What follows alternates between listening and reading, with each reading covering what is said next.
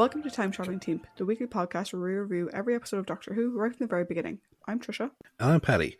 This week we join the Doctor, Romana and K9 as they find themselves caught between savants, Deons and doppelgangers in Meglos.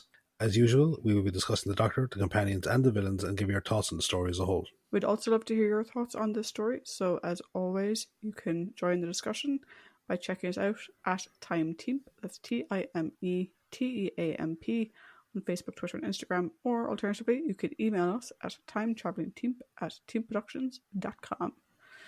Now, Paddy, as per usual, would you give us the summary, please? I will. Per usual. I like that. It's just funny. Part 1. In the TARDIS, the Doctor is finishing up his repairs of K9 and tells Romana that they had better dematerialize in case he accidentally damages K9 upon reactivation. He tells her to place the ship in orbit above the nearest planet, and she says that there are two nearby, Tigella and Zolfa-Thura. The Doctor remembers a previous trip to Tigella and suggests that they call in on an old acquaintance named Zastor, but Romana urges him to finish his repairs on K9. Meanwhile, somewhere on Tigella, an alarm goes off in a complex when a group of workers work on a junction box that explodes. In the control center of the complex, Zastor appears as the facility controller, Diedrichs, orders the medical team to be dispatched to the area and the ventilation shafts be opened there as well. Zastor, who is the leader of Tigella, asks how their work is progressing, and Diedrichs angrily states that the work wouldn't be so difficult if they were allowed access to the inner workings of the complex, where a mysterious power source called the dodecahedron is. However, Zastor reminds them that they must respect the religious sanctity placed on the dodecahedron by a group called the Deons. Diedrichs, who is the leader of the savants, the scientific community of Tigella, says that the underground city that they all reside in is failing and their only options are to either access the dodecahedron or attempt to reclaim the surface of the planet. Later, Zastor goes to the main temple of the Deons, where he is met by Lexa, the high priestess of the order. He tells her to come to a meeting with the savants so that they can attempt to reach an agreement on accessing the dodecahedron, but Lexa says that the savants are little more than willful children. Diedrichs arrives and immediately he and Lexa are at odds with one another. Zastor says that they have left him with no choice and he sends a guard to summon the Doctor, who has requested permission to visit. Zastor explains who the Doctor is to the two incredulous leaders and says that his unique intelligence might be able to help them reach a compromise. Back on the TARDIS, the Doctor finishes repairing K9 and Romana says that they will need him to help deal with the aggressive plant life that has taken over the surface of Tigella. However, when they do some tests on K9, he confuses the Doctor with Romana. Back on Tigella, the Council of Savants and Deons argue back and forth. Diedrich says that the Deons are little more than superstitious zealots, and Zastor tells him to respect the old laws. Diedrich presses on and says that the dodecahedron is not a gift from God, as the Deons believe, but is a scientific artifact, but admits to a smug Lexa that he doesn't know where it came from. The argument continues to heat up until Karis, Diedrich's second-in-command, says that the recent power failures have affected their food stocks, and that they will soon have no other choice but to reclaim the surface. On the sand-covered surface of Zolfa-Thura, a group of fur-clad and armoured men disembark from a shuttle and enter a circle of 5 enormous screens. The leader, Grugger, and his lieutenant, Brotadak, express their distaste at having to come to the planet before ordering their men to bring their prisoner, a man who appears to be from 20th century Earth, forward. The man begins to panic and Brotadak uses the hyperspray to pacify him. Grugger then wonders why their employer, who is anonymous, would want him to bring a human to the planet. Suddenly the ground begins to shake and they see a hatchway open in the centre of the screen circle. A large structure emerges from the hatch and a door opens, which Brotadak says is a trap, but Grugger orders them all inside. Inside, they find themselves in a highly advanced computer room with a cactus-like plant in the middle. A voice then welcomes them and tells them not to be alarmed. Grugger asks who is speaking and the voice says that he is Meglos, the last survivor of Zolfa-Thura. Grugger realizes that the voice is coming from the cactus, and Meglos commends him on his astuteness before saying that he has another job for him. He says that he wants Grugger and his men to transport him to Tigella, and once there, sneak into the underground city so that he can access the dodecahedron. Brotadak says it is too dangerous, and Meglos mocks his cowardice. He says that they can go, but orders Brotadak to return the equipment that he stole when he and the others first entered the room. Grugger wants to know more about the job, and Meglos reveals that the dodecahedron was created on Zolfa-Thura. He says the Tigellans are only using a fraction of its true power, saying that at its max, it could power an entire galaxy. He then orders the human to be brought in, and he instructs Grugger on how to use a nearby machine, which sends Meglos and the human into 2 chambers side by side. However, once they are inside, Groger sends for the rest of his men as he tells Brotadak that they will strip the room of all available valuable pieces of equipment to resell on the black market.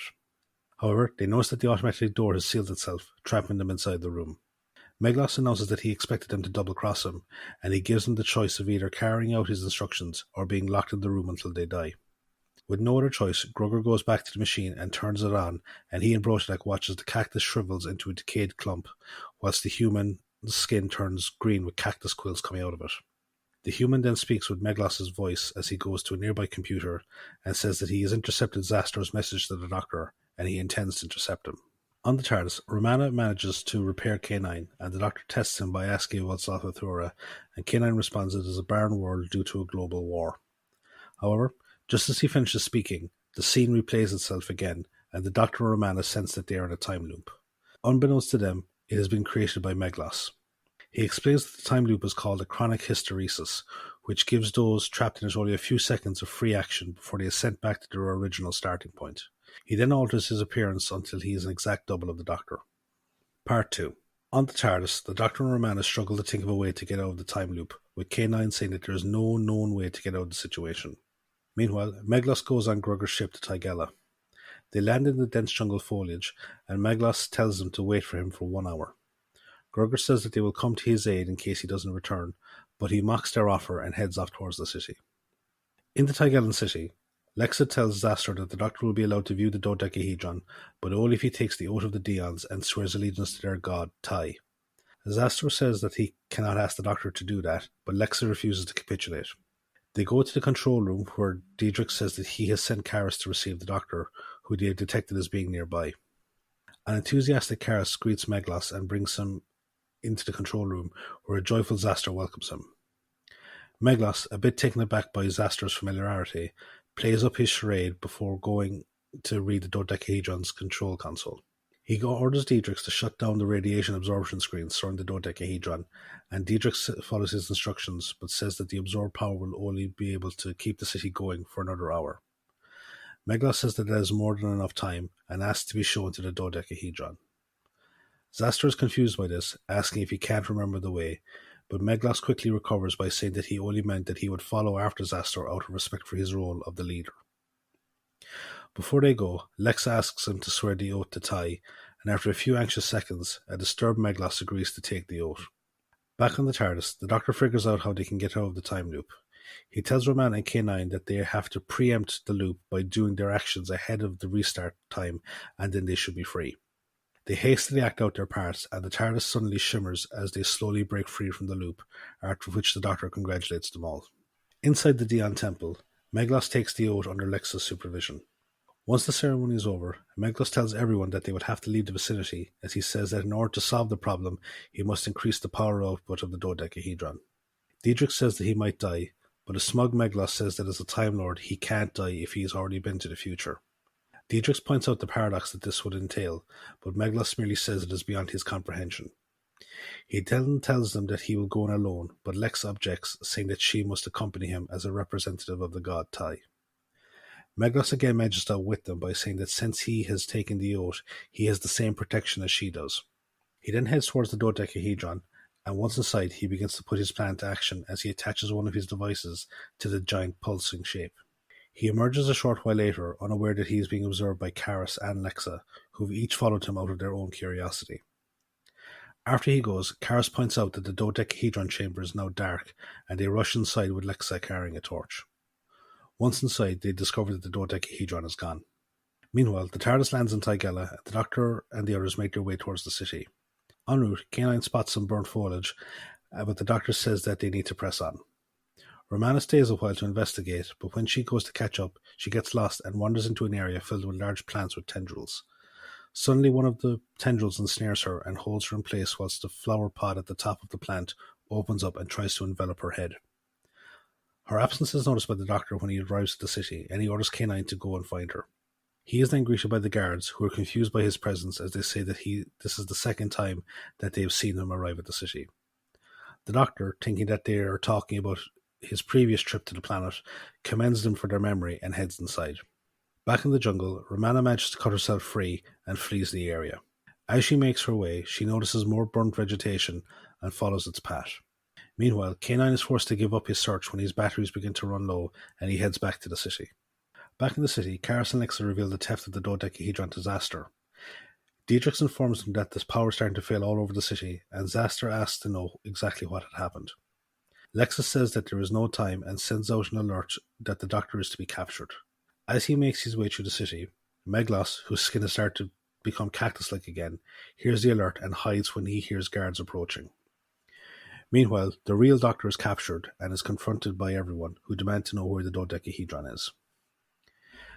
The Doctor, not knowing what they are talking about, explains his late arrival and asks them about finding Romana, but Lexa orders him to be taken away.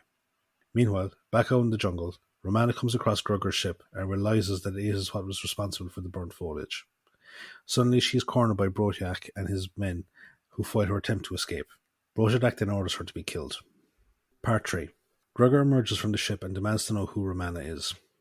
She promises to tell him if he doesn't hurt her. Grugger agrees despite Brotiak's protests, and Romana tells him of her arrival on Tigella. Grugger demands to see her ship and forces her at gunpoint for her to lead them to it. Back in the city, Karis recounts what she saw at the dodecahedron chamber to Dietrich's. He expresses doubt that anyone could single-handedly move it, but Karis says that they don't really know anything about the dodecahedron and they could be missing something vital. However, they are summoned away when an alert goes out about a critical power failure. They go back to the control room and Dietrich orders all non-essential systems to be shut off in order to conserve as much power as possible, which he says will only give them about 2 hours. Meanwhile, the Doctor is told about the disappearance of the dodecahedron by Lexa and Zastor, and he insists that he had nothing to do with it. He says that there are 3 potential answers as to what is going on. He is either lying, as Lexa insists that he is, or that the Doctor that they saw was a future version of himself created by the time loop, or that there is a doppelganger at large impersonating him. Zastor says that he wants to trust him and that he will accompany the Doctor to the dodecahedron chamber so they can search for clues. Lexa objects to this, but Zastor overrules her and leaves with the Doctor. Meanwhile, in the city, the human that Meglos is inhabiting begins to resist his control and tries to force Meglos out of his body, but he's not strong enough. Meglos then hears people approaching and he hides as he sees Karis and another savant approach. Karis sends her colleague to another area, and after he goes, Meglos ambushes her, and she is so stunned and entranced by his appearance that she allows herself to be led to his hiding place. His skin goes back to normal, and he reveals his true identity as Meglos. He tells her that he needs to get out of the city, and when she asks why she should help him, he shows her something in his hand that shocks her. Out in the jungle, Romana leads Grugger and the others back to their own ship, but blames the mistake on the planet's anti-clockwise rotation. Grugger, not wanting to seem stupid, acknowledges this and gives Romana another chance to lead him to the TARDIS. This time she leads him to the area with the plants that ambushed her, and then aggravates them into attacking Grugger and his men, and she uses the distraction as a chance to escape. Back in the city, the Doctor and Zastor, now accompanied by Dietrich, make their way to the dodecahedron chamber. However, before they can start their investigation, they are surrounded by Lexa and the rest of the Deons. Zastor demands to know what's going on, and she says that the dodecahedron has been reclaimed by Tai.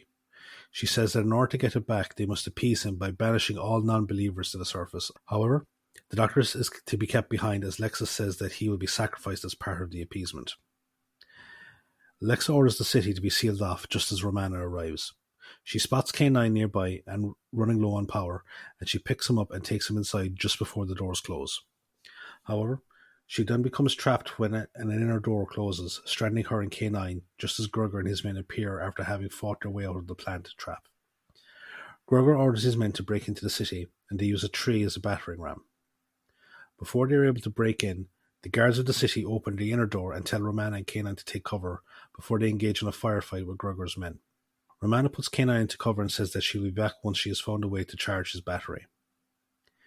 Inside the city, Meglos continues to try and coerce Karis into helping him, but he is distracted when his human body again tries to banish Meglos.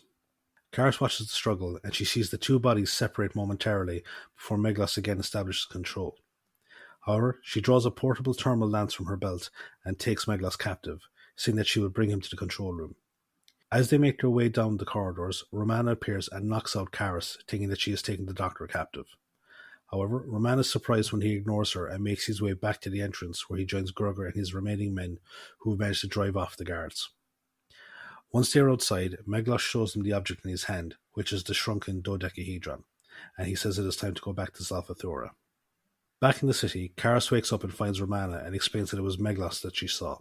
Romana then asks where the doctor is, but Karis says that she doesn't know. At that moment, the doctor is strapped to a table over which hangs a large boulder held up by a series of ropes. Lexa says a sacrificial prayer and then orders her acolytes to burn the ropes. Part 4. Romana and Karis intercept Zastor and Diedrix as they are being led away to the surface. They explain about Meglos impersonating the doctor, and they rush to the dodecahedron chamber to stop the sacrifice. Lexa calls them heretics, but they tell her about Meglos and the attack by Grugger's men. Surprised by the presence of the mercenaries on the planet, she agrees to let the doctor go. The doctor wonders what Meglos could want with the dodecahedron, and Karis says that he was trying to get back to Zolfa-Thura with it. The doctor asks why he would want to go to a dead planet, but a worried Romana reminds him of the giant screen circle that exists there. The doctor says that they had better get there fast, and they head towards the entrance, accompanied by Zastor and the others. Once there, the doctor and Zastor say their goodbyes, but one of Grugger's men, who is still barely alive, shoots at Romana. Lexa dives in front of her and is killed, and Romana mourns her death. The doctor says that they have to get to Zolfa-Thura to keep everyone else safe. On his ship, Grugger complains to Meglos that he lost half his crew, but Meglos says that they will be suitably rewarded. They soon arrive back on Zolfa-Thura, and Grugger and the others watch as Meglos enters the screen circle and buries the miniaturized dodecahedron in the center of it. He exits the circle and uses the device that he used to shrink it to return to its normal size. He then raises the hidden structure from the sand, and the dodecahedron is raised up on it like a giant beacon. Meglos then tells them to follow him inside the structure so he can show them its true power. He says the rest of his species destroyed themselves to prevent him from arriving at this milestone. He informs them that the screens absorb the power from the dodecahedron, and they can fire it at any point in the galaxy, completely obliterating it. Meglos asks Brotadak to pick a target, but Grugger preempts his mumbling second-in-command and tells Meglos to target Tigella. Brotadak eagerly agrees, but Meglos tells him to be patient as he needs to double-check the screen alignment. He gives Brotadak his coat, which the mercenary had been coveting since he first saw it, and then heads out of the structure. The TARDIS lands on Zolfa-Thura, and the Doctor, Romana, K9, Diedrix and Karis get out, and they see the dodecahedron glowing brightly on the top of the structure. The Doctor tells the others to stay behind, as it will be safer if he goes alone, explaining that he can pretend to be Meglos if he is caught. He approaches the structure and hides when he sees Meglos emerge. He notices that he isn't wearing a coat and begins to strip down to match him when he is accosted by one of Grugger's men. The Doctor tricks the guard into holding up onto the screen, saying that he needs it to keep it in place, and he then takes off his jacket before going inside. Inside, he finds Brotadak wearing the coat, and Grugger impatiently asks about what the delay is. The Doctor looks around for any clue as to what the screens are programmed to do, and Grugger inadvertently gives him these answers whilst expressing his frustration. Unfortunately, as the Doctor works on the controls to try and reverse the process, the guard from outside comes in, carrying his coat. Thinking quickly, the Doctor says that he got it for Grugger as a token of a job well done. He then leaves and says that the screens will reach their firing power in 2 minutes. However, after he leaves, Grugger dispatches his men to apprehend the Doctor and place him in the brig of the ship. Outside, the Doctor sees Meglos approaching, and he takes cover as he hears the guards approach, and he watches as they go past and apprehend Meglos. When he thinks the coast is clear, he gets out of his hiding spot, but he runs into Brotadak and another guard, who apprehend him and bring him to the ship. At Grugger's ship, Romana and the others see the Doctor being brought into the ship, unaware that Meglos was also brought inside a few minutes before their arrival. Romana tells the others that they need to rescue him. Inside the brig, Meglos berates Grugger and his men for their own stupidity, and says that they won't be able to hit their target without him. The Doctor then reveals that he inverted the targeting sensors on the screens, and Zolfa-Thura and everyone else on it will be dead in a matter of minutes after Grugger starts the firing sequence. Meglos bemoans the fact that his plans have failed at the last moment, and the Doctor wonders why he is so power-mad. Suddenly a section of the door falls in after K9 had cut through it with his nose laser. Meglos tries to make a break for it, but his human body again rebels against his control. With no other choice, Meglos separates himself from the human and reverts to a slug-like entity which crawls out of the room. The Doctor says there is no time to waste, and he leads everyone back to the TARDIS, which struggles to take off, leaving him to say that she needs an overhaul. Meanwhile, Meglos gets back into the structure and sets to go beneath the sand again. He then orders Grugger and Brotadak to stop the firing countdown, but they instead fire the screens, which destroys Zolfa-Thura. Back on Tigella, the Doctor says his goodbyes to Zastor, who says that they have begun their efforts to reclaim the surface. Romana then appears and says that they have had a summons from Gallifrey. The Doctor says that they will attend to it after they have dropped off the human back to Earth, with the Doctor promising to avert him getting into any trouble with his wife by dropping him back to earlier in the day. End of the story.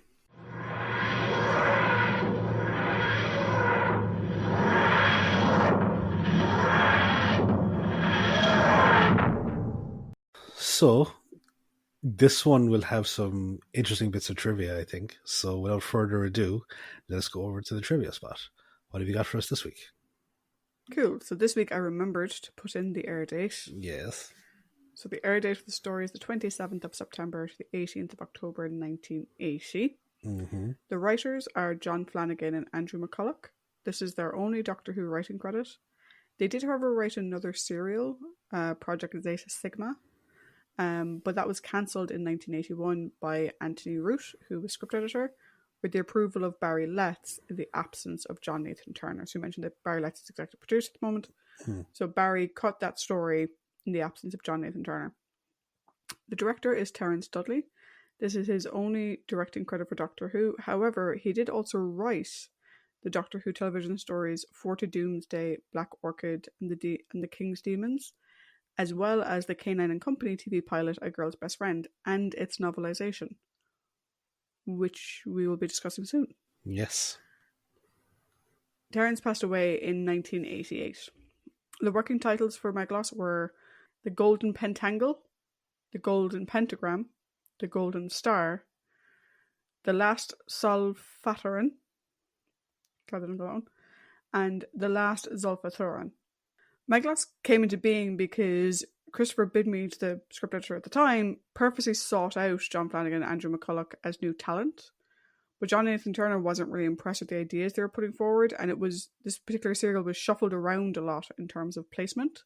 And it was placed here because a particular character from later in the season wasn't in it. Mm-hmm. Keen to inject more science in the scripts, Christopher Bidmead suggested the chronic hysteresis element. He took the terminology from a loop-like phenomenon which arises in fields such as electromagnetism. Meglos itself, the story, was actually highly innovative, as it was the BBC's first use of scene sync, which is a motion control technology that improved the believability of composite shots that were made using CSO. So basically allowed the scene to go better. Interestingly, Doctor Who never used it again.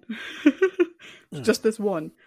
But other BBC productions did use it based off this successful test in Meglos, including Gulliver and Lilliput. Yay. Which is brilliant. Again, highly recommend.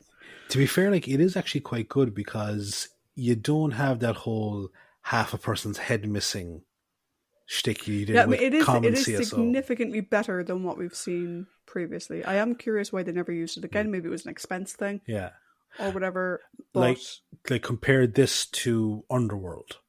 Yes, that was the same one I was thinking of, actually. Yeah, big difference. And Gulliver and Lilliput looked amazing. It really did. It really, really did. Weirdly enough, Part 4's end title theme music is played a whole step lower than normal, which puts the tune back into the original key of E minor, which I didn't notice. Nor did I. Because I didn't listen to it. The episode ended, and I switched over to Secret Invasion. So, I'll have to double check. During production of this story, Madame Tussauds in London debuted their Doctor Who exhibition, which actually included sculptures of the fourth Doctor and his Meglos doppelganger, meaning Tom Baker is the only person to have appeared twice in the Wax Museum. Oh. Something we may discuss later, Brotadak is an anagram of bad actor, which is an in-joke from the production team.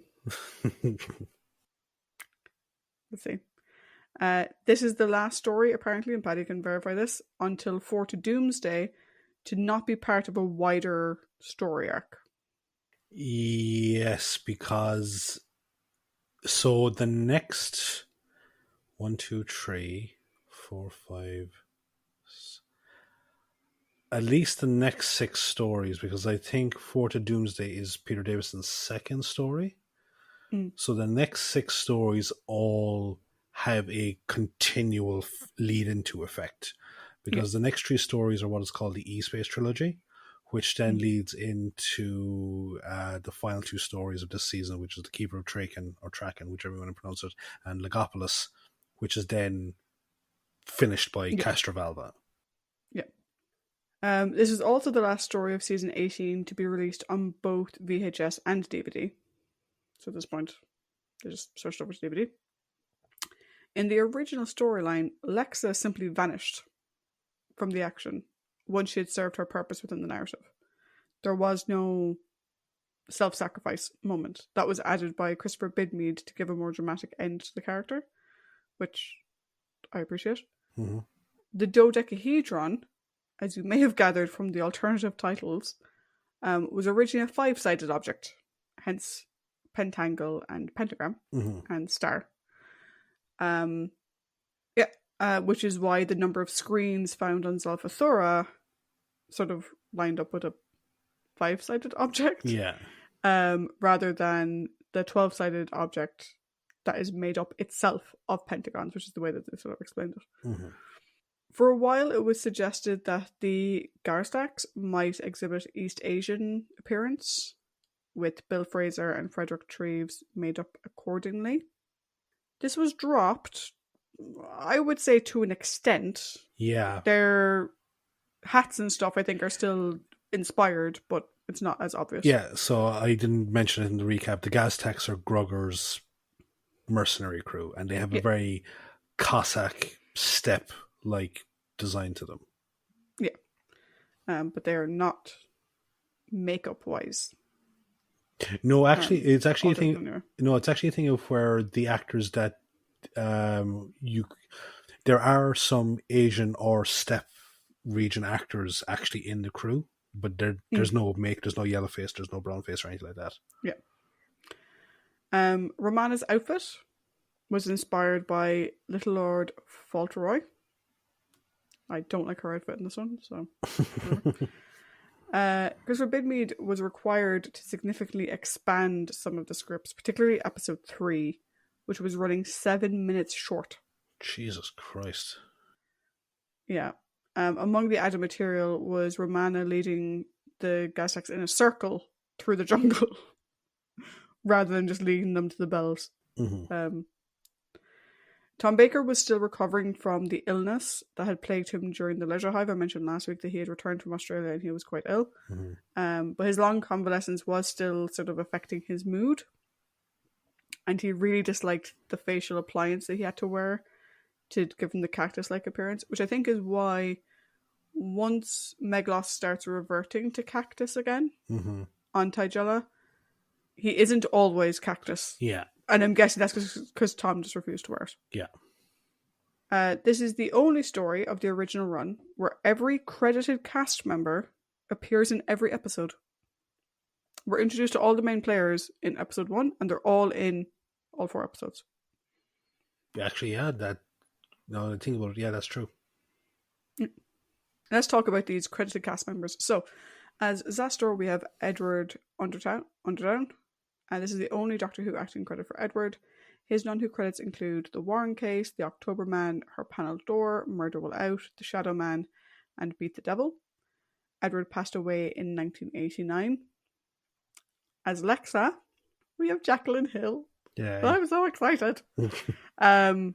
This is the final Doctor Who appearance for Jacqueline, unfortunately. Now, there was a line that was in the TARDIS wiki about Jacqueline and the story, okay, for context. In the Blu-ray box set of season 18, there is a dedication to Jacqueline Hill, little, 5-10 minute video. And in it, her husband and her friend talk about how after Jackie had her kids, she wanted to get back into acting, but at that point she was nearing 50, or she was 50, and it was very difficult for her to get jobs or whatever. Now, her husband says that Doctor Who was different when she got back to it, that she found the show had changed considerably since she had been on it. And that's he doesn't say that she hated it or anything like that. He just says that she found it different. Like the show had clearly moved on from when she was on it. The way the TARDIS wiki describes it, I don't know. They didn't cite a source, so I don't know if they're just taking this from a number of different things, like maybe commentaries or whatever. But they claimed that she actually regretted appearing in the story, feeling that since she played Barbara, it was inappropriate to appear as a different character. I struggle to believe that, because Jacqueline Hill was a very intelligent person. I don't think she would have done the story if that was her concern. Yeah. And apparently, and like I said, she admitted the show had changed considerably since her time. And again, I'm not quite sure about this phrase, I haven't heard it mentioned anywhere else, was now recognizable in name only. Like I said, there's no source for that. Yeah. It's changed considerably, but her husband did say that she'd commented on that. Her regretting being in it and saying that it was recognizable in name only, I don't have a source for, and I don't know why. I think because I love Jackie so much, I sort of struggle to think that that's the way she would have thought of it, because she had great respect for Doctor Who. Like, even right up until the end, apparently, she was still signing autographs and talking. Like she was never ashamed of her time on Doctor Who, and she took great pride in it. No. So I don't see her regretting going back, but whatever. I never met her, so I don't know. Yeah. But yeah, because sadly Jackie passed away in 1993. I think in my own head now, as I said, because obviously never met the woman, but I kind of put her in the same camp as like Colin Baker, who is like just this massive proponent for the show and in any of its forms, Yeah, like, I mean, from what like people were saying, like, I think she did do one convention before she passed away. But like I said, like, apparently people would send her letters and like she'd send back signed photos, and apparently she took great like a lot of Doctor Who actors, actually, she took great care of the show. Like, as far as like the way her husband described, like, Doctor Who made her a household name, and she recognized that and she held great respect for it. So like I said, I don't think she would have gone back to do another story if she thought it was inappropriate because of the character, but whatever. Yeah. Point is, she was in it. As Karis, we have Colette Gleason. This is the only Doctor Who acting credit for Colette. She had earlier actually been among the actresses considered to play Leela. Interesting. Yeah, her non-Who credits include Romeo and Juliet, Crossroads, Sherlock Holmes and Dr. Watson, and Just Good Friends. Diedrichs and the voice of Meglos are played by Crawford Logan. This is the only Doctor Who acting credit for Crawford. His non-Who credits include Secret Army, EastEnders, The Chief, Beowulf, Midnight in Peking, and Outlander. As General Grugger, we have Bill Fraser. This is the only Doctor Who acting credit for Bill, though we will see him again in the previously mentioned K9 and Company. He was in that as well, but technically that's not Doctor Who, hence why this is the only Doctor Who credit. Apparently he agreed to play Grugger on the condition that his character would be allowed to kick K9 on screen. Prick. Yeah. His non-Who credits include Cinderella, The Army Game, David Copperfield, Captain Nemo and the Underwater City, and Up Pompeii. Bill passed away in 1987. Lastly, as Lieutenant Brotodak, we have Frederick Treves. This is the only Doctor Who acting credit for Frederick. His non-Who credits include The Adventures of Sir Lancelot, which we haven't talked about in ages. Very good. Recommend. Emergency Ward 10, The Avengers, the TV show, The Railway Children, Zed Cars, The Elephant Man, and Mr. Bean. Frederick passed away in 2012. And that brings us to the end of the trivia.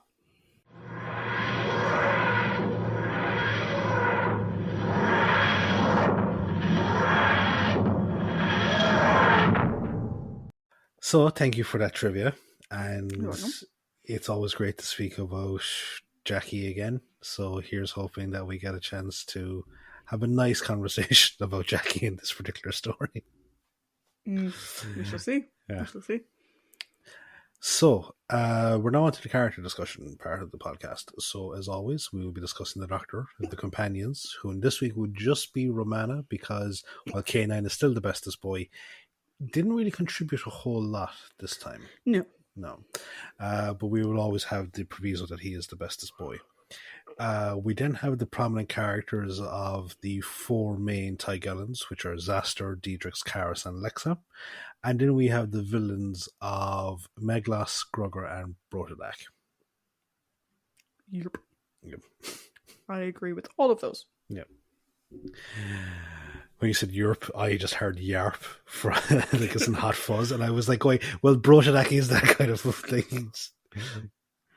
The one character that we're not discussing and we didn't mention in trivia is the Earthling. Yeah. Because, in fairness, I will say it now before we get into it. I did like how he fought Meglos. Mm-hmm. But he doesn't really do a whole lot. Besides like 2 or 3 instances where he tries to separate himself. And then potentially wanting to stay on Tigella's because he doesn't want to get in trouble with the wife for being late. Yeah. But yeah, he's not really a character in his own right. No. He doesn't even have a name. Yeah, and that was the thing. Like I was thinking about it, kind of like he adds like plot advancement and crucial plot, like like good parts of the plot, but at the same time, it's like 4 instances of him on screen. Yeah. Yeah. So that's why we didn't include him in trivia, and it's why we're not going to be discussing him as a character on the yeah. So, you did the socials, so you get to lead us off this week. So, give me your thoughts on the Doctor. Before we go into my thoughts on the Doctor proper, I do have to say, I didn't notice it last week, but Tom spends a lot of this story in shirt sleeves. Mm-hmm. And fuck me, does he look sick. Yeah, like whatever he picked up in Australia, like it's clearly fucking not doing him any favors because he clearly lost a lot of weight. Yeah, and like it doesn't look too bad when he has the coat on and stuff. Mm-hmm. But like when he's just in his shirt sleeves, he looks really skinny. Yeah, like skinnier than normal. To the point where like, it was literally the first thing I forgot that I had mentioned last week that he'd been sick. So it was the first thing I wrote down. It was like, fuck me, he looks really sickly. Yeah, because like the last thing we would have seen him in shirt sleeves was Deadly Assassin. Probably. Yeah, and like he's not like a huge guy, but he's not svelte either. But here he's yeah, it's very sickly thin. But yeah, so onto the Doctor proper. This is a weird one in the sense that it's kind of Doctor light in a way, because in episode 1, they're stuck in a time loop, and he trips over and over and over and over and over and over and over again. While in the time loop repetition, Romana's the one fixing K9. Now he does start out fixing K9. Yeah. But Romana's the fixing K9. So that's essentially an episode of the Doctor we kind of lose because he doesn't really do a whole lot. And then in episode 2 and into episode 3, we're sort of split between Meglos Doctor and the Doctor. And like it takes a long time for the Doctor to meet with the story-based characters and to really start being the Doctor, as it were.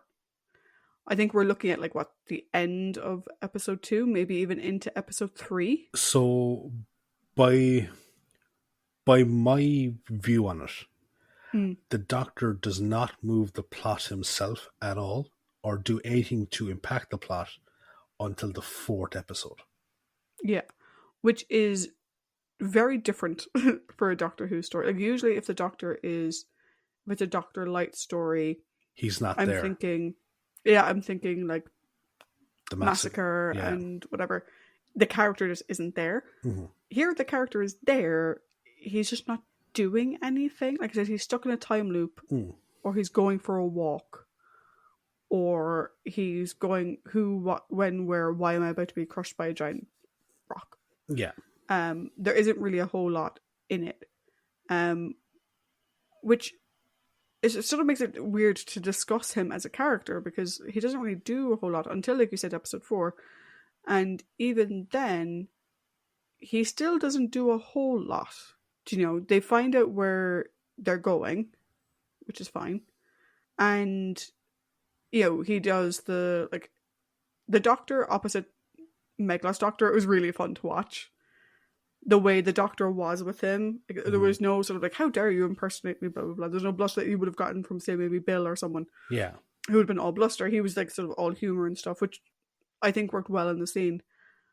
But like the only thing the Doctor really did in this story, bar transport them to Meglos or chase after Meglos, was come up with a way to trick the time loop, which was a stupid way of tricking the time loop. Yeah. The time loop isn't an audience going, oh, yeah, like it's they, not they jumped ahead. How the fuck? It's not a sentient being. Like, yeah, it's not like a child where you can just act out the thing again. The child's like, what the fuck? And then at the end, where he redirects the beam back on the planet the beam would have been coming from, as opposed to Tigella, which isn't really a whole lot. And in terms of compassion, I didn't like his line. Like when Lexa dies, he has this line about like, you know, that's so sad, but we have to go because there's millions of other lives that need saving. And part of me is like, you have a time machine.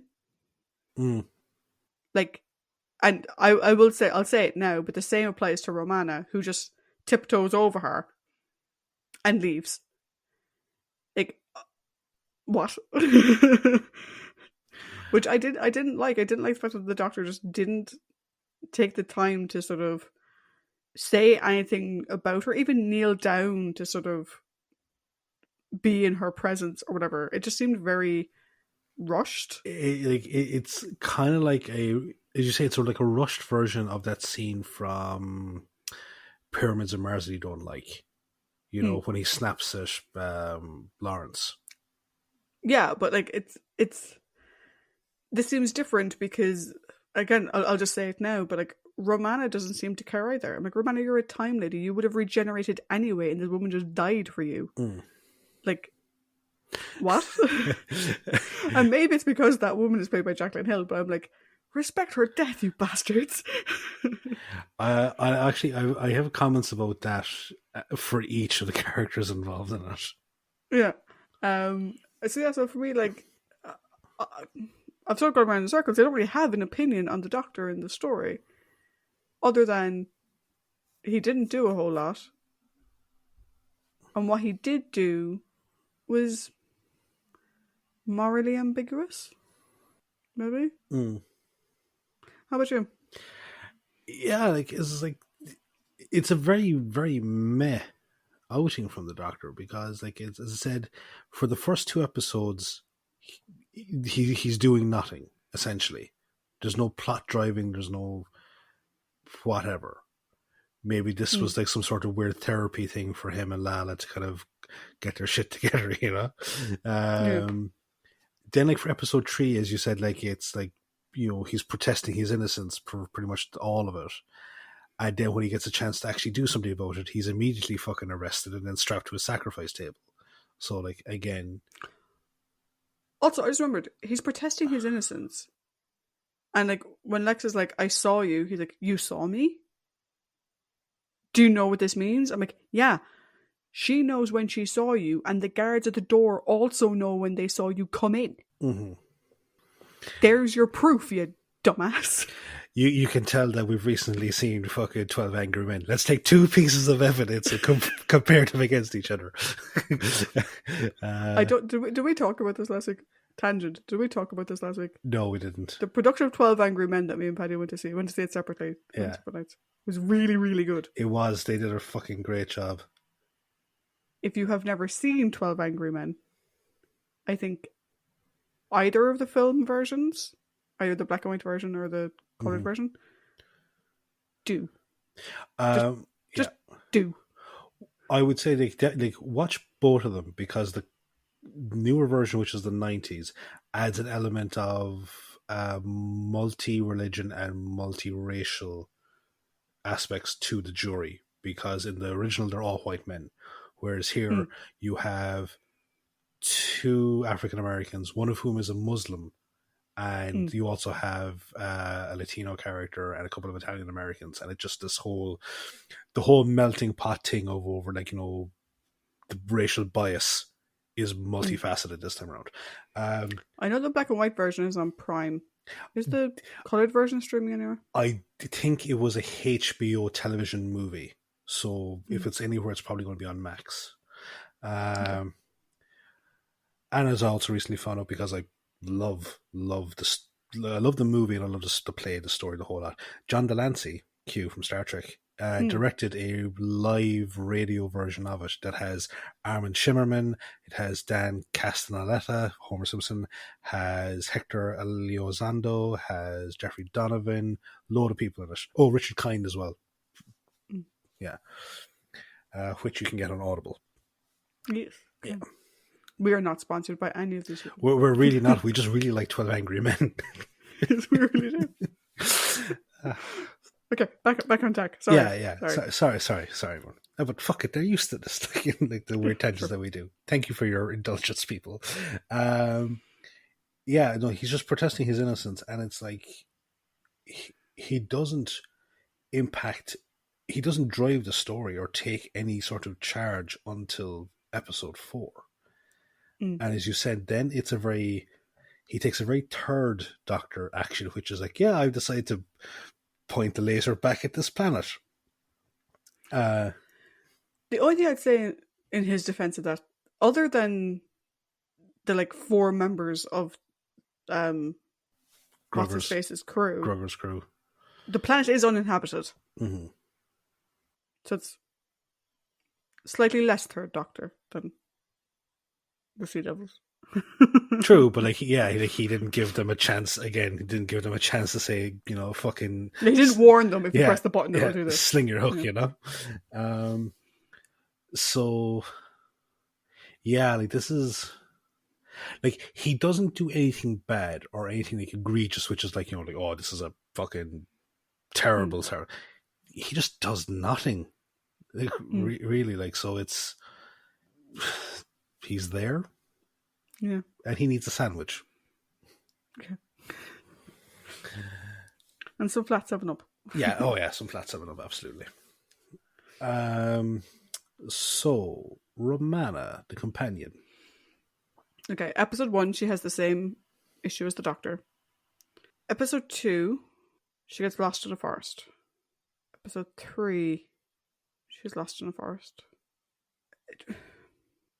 And does she drive the plot? Not particularly. If anything, she works against the plot. Because she lets the Meglos Doctor go free. That's still kind of driving the plot, but just in a negative fashion. Well, yeah, but as in, she works against the resolution to the plot. And again, I'm trying to think, what does she do?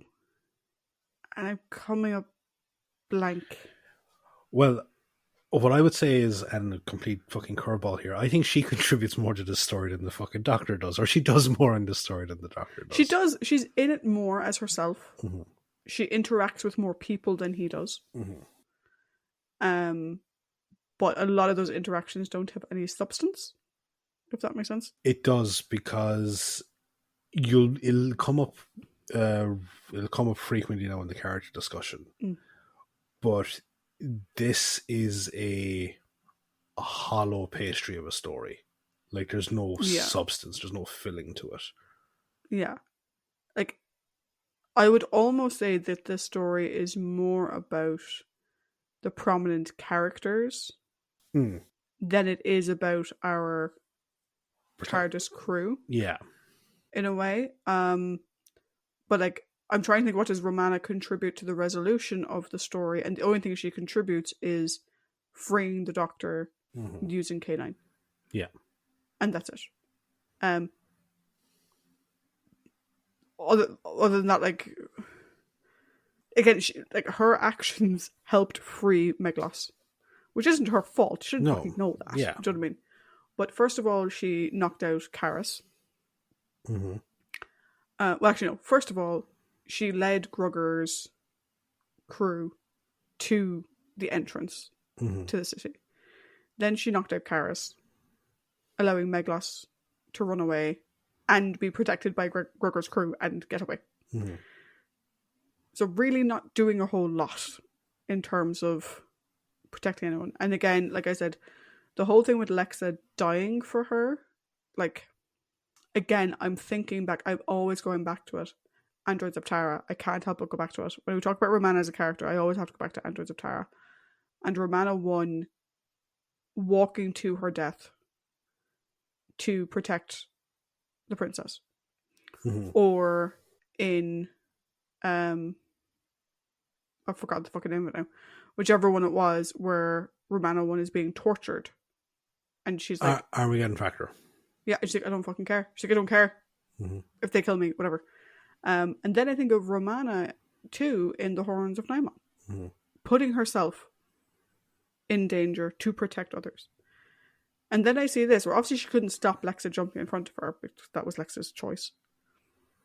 But again, there's no, what did she do that for? I would have been fine.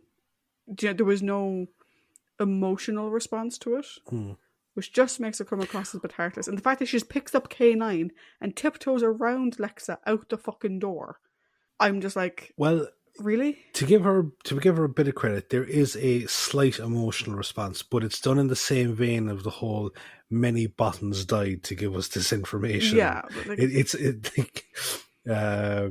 it's done in that exact same tone and style, you know? Yeah, like, and again, I can't help but imagine Romana 1 if that had happened to her. Her reaction, I think, would have been very different. And even though Romana 1 was meant to be the Ice Princess, I think she actually would have been more emotional in her response. Although I will say one thing, right? And is,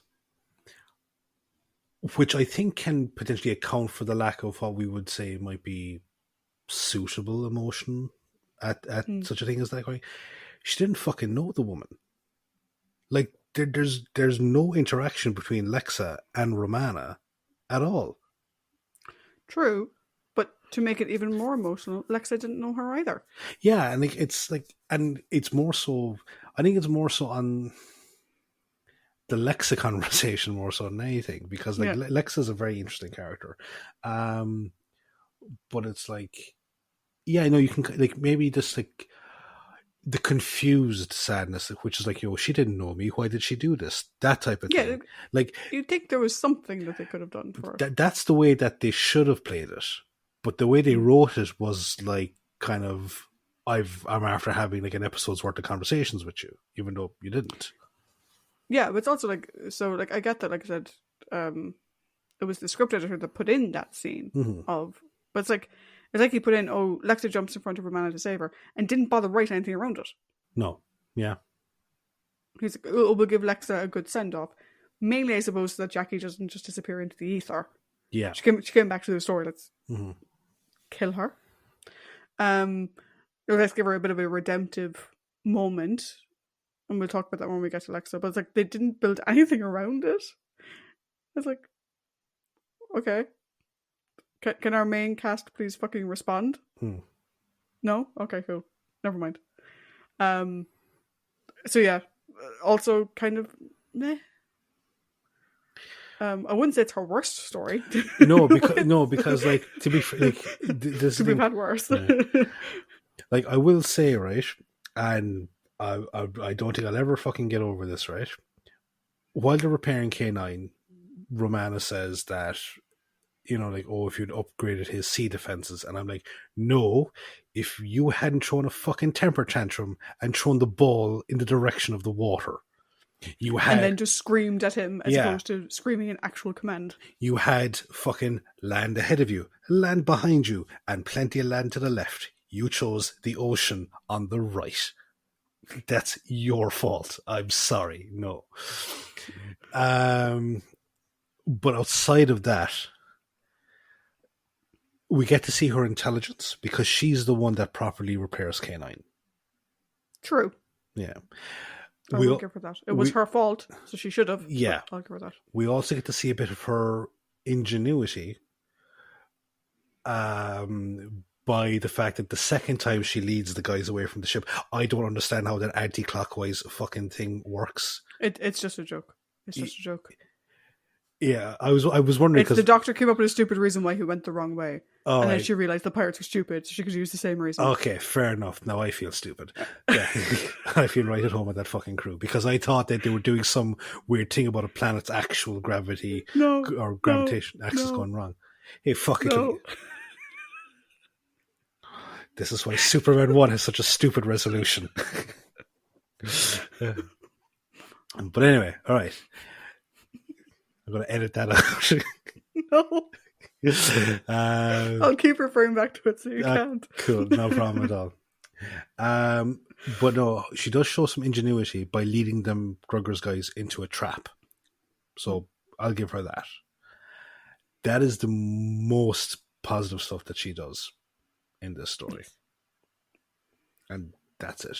The minute she gets to the Tigella city, it pretty much the roles switch from Romana actually doing something to okay, Tag, you're out.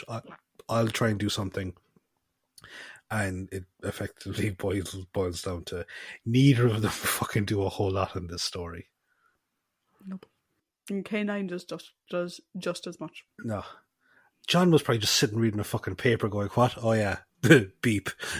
Something. Just battery low. That's it, like. Yeah. And the reason they gave for it is so stupid. He'll have to recharge every 2 hours. Like, there's been some, like, weird writing around K9 in the past. Mm-hmm. That, for me, was a particularly bad one. Yeah. Like, on the planet, he didn't serve any purpose to the plot. Mm-hmm. At all. Other than actually reminding Trish right in this very moment that the Doctor didn't even particularly seem that concerned about Romana and K9 being missing. He mentioned Romana being outside a couple of times, but not under any major sort of worry. And he never mentions K9 at all. Mm-hmm. Prick. But, like, they could have just left K9 in the TARDIS and saying, like, oh, like, he's back up and running, but it's going to take 24 hours for him to be fully charged. So they leave him on the TARDIS while they go wander around Tigella. And then he's fully charged for when they go to the main planet. Mm-hmm. And he can still do in episode 4 where he did in episode 4, which is free the Doctor from jail. I'm like, yeah. Other than that, he does nothing. Mm-hmm. He attacked one guy, maybe. No, he distracted. Oh, no, he did. He distracted. He did that on the planet. Yeah, he distracted. Yeah, and that was on the other planet. Yeah. Yeah. Yeah. No, just leave the boy at home. Mm-hmm. So when we get to the real, I suppose, meat of the character, you were getting to the meat section of the meat section, which is the prominent characters. So we have Karis, Diedrix, Lexa, and Zastor. Now, what order would you like to do them in? We'll do Karis first, then Diedrix, then Zastor, and we'll leave Lexa for the end. Okay, cool, yeah. Karis is another one of those characters that I'm like, why the fuck is Paddy making me talk about her? It's because she has a name. Is that reason? It's because she had a name.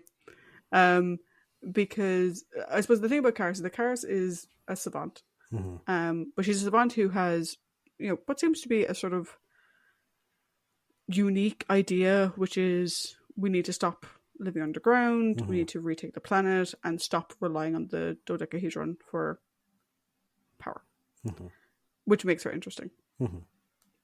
Other than that, she's very bland as a character. Like, that's her one thing. Do you know?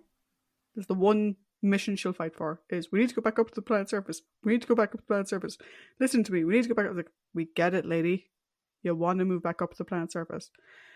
Then she's obviously taken him out Meglos. What I do like about the whole Meglos thing, and I'll give her credit, she at least fights back.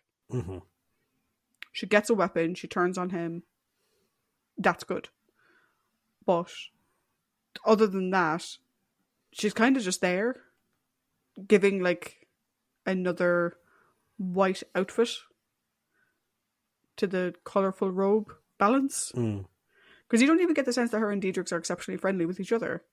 No, and that's a reason why I actually wanted to have the discussion surrounding her.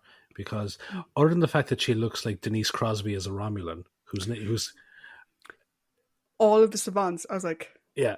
hello, what the hell is her name? I cannot remember. Fuck it. Not Solar. Solar is the doctor that we never see, Well, except once, but whatever. I'll look it up there. Is it Sella? It's definitely something that begins with an S anyway. Yeah. It's like 4 letters. Sella. Okay, 1 second there. Yeah, it's Sela. Sela. Yes. All of the savants Mm-hmm. just look like Sella, but in a white outfit rather than a black outfit. Mm-hmm. And yes, Karis looks very Denise Crosby. She really does. But to your point, the reason that I actually like Karis as a character is that, yes, she's a savant, but her primary motivation is the safety of all Tigellans.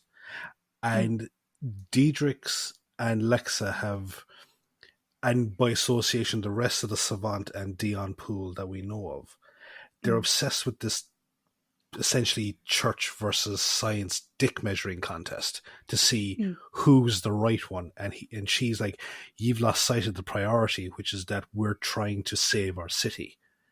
And at the moment, our only viable solution is to try and make a go of it back on the surface. You're all calling me crazy, but you're not. None of you are coming up with a fucking alternative. Well, like, you're saying that trust in God, but the city is still failing. You're saying we need to fucking access the dodecahedron, but you know that that's not going to happen. So why aren't you coming up with an alternative? You're the one that's meant to be in charge. So she's like, one of the, I think she's one of the more rational people that we've seen from Tigran society. Yeah, I think it gets an interesting comparison. I sort of joke that, like, did you include us that we have 2 people in white outfits and 2 people in robes? Yeah. But actually, if you think about it, within the savants, Diedrichs is kind of the vocal, our way is the best way, blah blah blah, and then you've got Karis sort of not counterbalancing him but giving an alternative view. And she doesn't seem to have a massive issue with Lexa and the rest of them either. She doesn't, because she actually interacts really well with Lexa. But then the other side you have Lexa, who's obviously the chief priestess, that's her job, with Zastor, who is dressed the same as her, was presumably a Dion before he was elected into his position, but provides an alternative view. Now, he's in a slightly different position to Karis because he is the leader of the people, but he is more measured than Lexa, in the same way that Karis is more measured than Diedrichs. In a way, it kind of reminds me a small bit of going back to Star Trek, Vedic Wynn and the guy that Kira was in a relationship with. Bareil, yeah. Kind of like that, where he was a lot more moderate in his views surrounding the wormhole and everyone's ability to, like, interact with it or use it, versus Wynn, which was like, you know, going to fucking O'Brien's wife, like, what the hell are you talking about? Get away, you're unclean, or like essentially that kind of shit, you know? I will say, your one who played Vedic Wynn was fucking amazing. Louise Fletcher. I actually didn't realize that she's Nurse Ratched from One Flew Over the Cuckoo's Nest. She was fantastic in that role. I will say, Vedic Wynn is the fucking Antichrist of Star Trek characters. Oh, she is perhaps one of the worst people, and we'll talk about Lexa in a while, but she is not on Wynn's level. No. Wynn is a repeat gold medalist at the punting games. She is the Michael Phelps of the punting games. Yeah, everything to do with her introduction and the circle. I'm going off on a tangent. I don't care. I fucking hate Vedic Wynn. Yeah. Oh, she's so fucking... Or Kai Wynn, as she later becomes known. The fact that she got made Kai. Yeah. Like, what she did to Bareil. And, like, Bareil's death. Oh my god, no. Yeah. No. Yeah. Let's get back to the less egregious characters here. Yeah. But no, like, that's the comparison that I'd make here, you know? That you have these 2 differing aspects of a society. And it seems that the two elected heads of those groups, all they care about is which one of us is the one in power. Whereas the moderates are like, we're all Tigellans, like we all need to fucking survive. Who cares how it comes about so long as we survive? You know? And as I said, like, Lexa doesn't seem to have an issue with Karis, and their interactions together seem good. Like there's no animosity between the two of them. So like part of me wishes that Diedrich's wasn't a character. Yeah, and like let's go on to Diedrich's, right? So Diedrich's is that guy who is very intelligent and who knows he's very intelligent, but doesn't actually use his intelligence for anything other than to show that he's very intelligent. Yeah. Do you know, it's like he goes on and on about like, oh my god, like we need to be doing something, like, oh, blah, blah, blah. Like, then do something. Stop whining about it and do something. Also, like, you know, oh, the Dions are holding us back and the Dions this and the Dions that, whatever. It's like, if you're caught up on that, you're never going to solve your problem. Do you know? And also, they're still Tigellans. Do you know? Yeah, they focus more on religion, they focus more on the gods, or like even just the way he speaks to them. You're like, oh, yeah. Do you know who he reminds me of? Who? He's like, you know, now this might be like more so of an Irish thing, but like the young fella like that, you know, finally gets to stand out at the back of the church and thinks he's the fucking hard man because he's not under his parents' supervision anymore.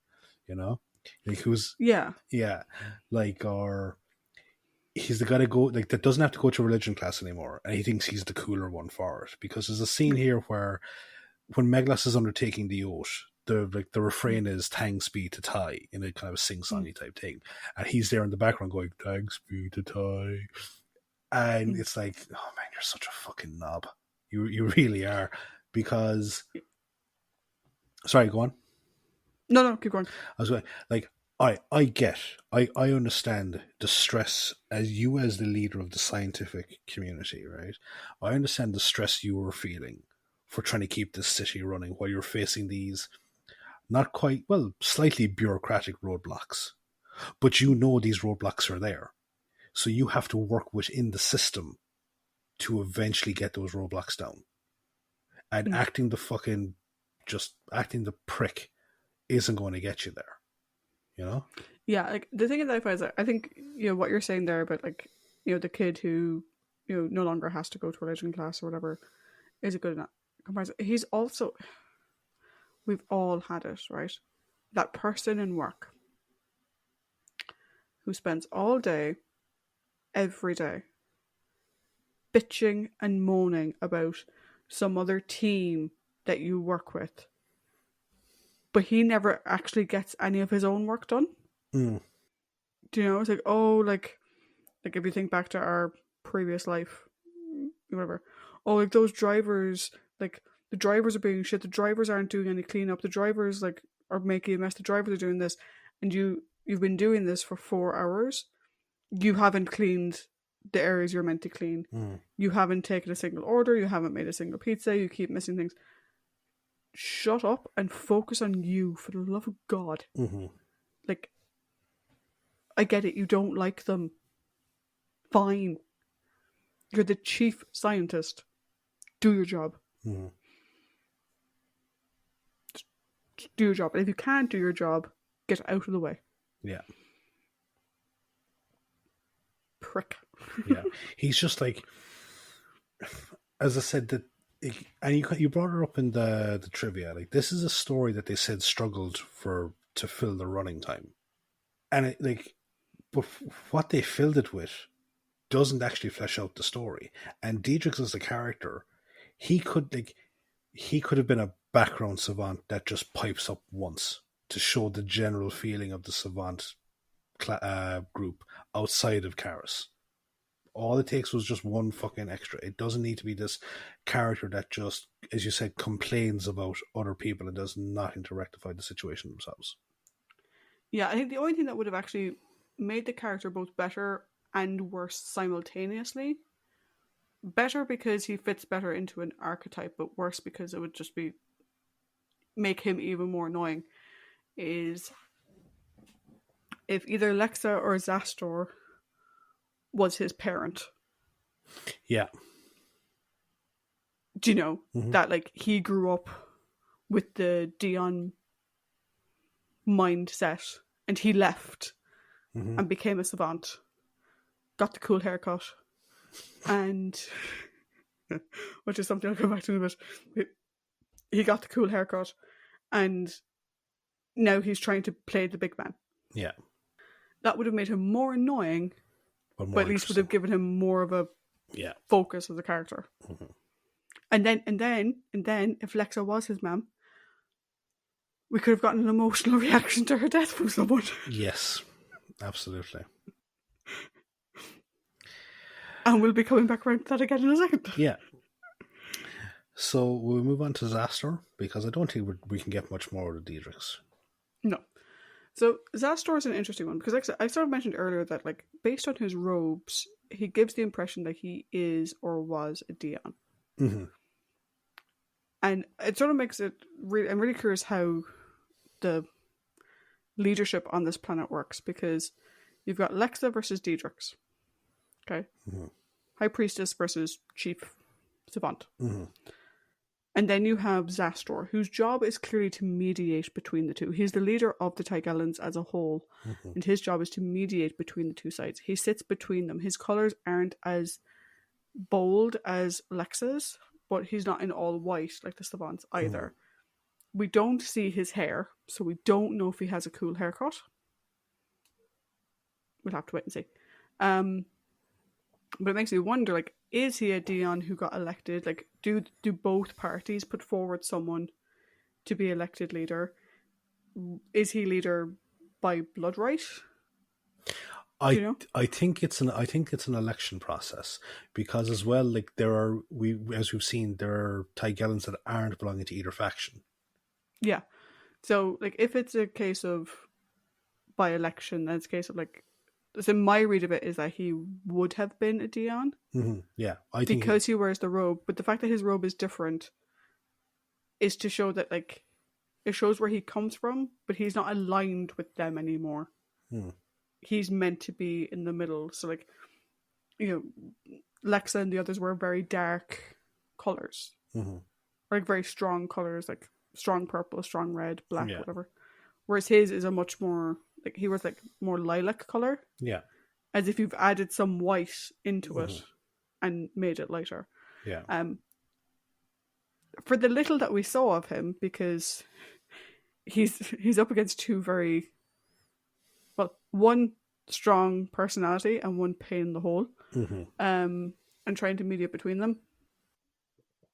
He seems like a lovely guy who obviously has led Tigellus for the last while, whatever. But in a crisis, he is too much the mediator. And interestingly, both Lexa and Daedric call him on it. Yeah. Saying, well, you're our leader, make the fucking choice. But instead, he'd rather mediate more and have both sides come to the agreement. I'm like, nah, dude, you need to just line in the sand this shit, like, and just stop letting both sides walk all over you. And just decide what's being done. Because they both clearly respect his position. I think they've just kind of lost respect a bit for him.